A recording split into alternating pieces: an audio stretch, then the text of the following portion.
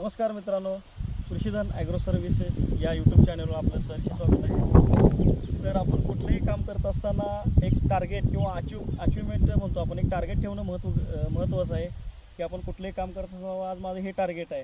त्याचप्रमाणे आता आपण जी ऊस शेती करतो त्यामध्ये बाबा माझं एकरी 100 टन टार्गेट आहे किंवा 90 टन टार्गेट आहे. याप्रमाणे सुरुवातीला शेतकऱ्याचं एक टार्गेट पाहिजे, बाबा मनात मला एवढं हे उत्पन्न काढायचं आहे.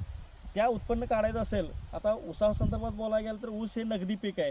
कारण ऊस हे असं एक पीक आहे की त्याला 100% 3,000 ते आता 3,500पर्यंत रेट ऊसाला मिळत आहे. टनाला 3,000 ते 3,500पर्यंत ऊस हा मिळाला. जेवढा आपण खर्च करेन त्यामध्ये आपलं कुठलंही वाया जाणार नाही. कारण बाकीचं जर तुम्ही पिकाबद्दल बोलायला गेला की बाबा आज फ्लावर 100 आहे तर उद्या 50वर येते, परवा दिवशी 10वर येते. त्यामुळं रेट हा फिक्स नसतो बाकी पिकाचा. त्याचप्रमाणे कसं आहे, ऊसाचा म्हणला तर ऊसाचा रेट हा आपला फिक्स आहे.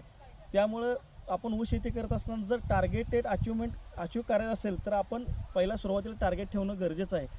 त्याचप्रमाणे महत्त्वाचा मुद्दा बोलायला गेला की बरेच शेतकरी आपण ऊसाला बेसल डोस टाकत नाही आहेत. जर आपल्याला आपलं टार्गेट अचीव करायचं असेल तर बेसल डोस हा फार महत्त्वाचा आहे.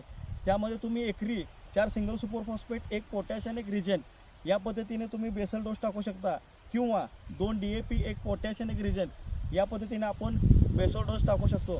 मित्रांनो, जर तुम्हाला टार्गेट अचिव्हमेंट करायचं असेल तर बेसल डोस अत्यंत महत्त्वाचा आहे आणि ते सर्वांनी आपण बेसल डोस हे टाकणे गरजेचं आहे. नमस्कार.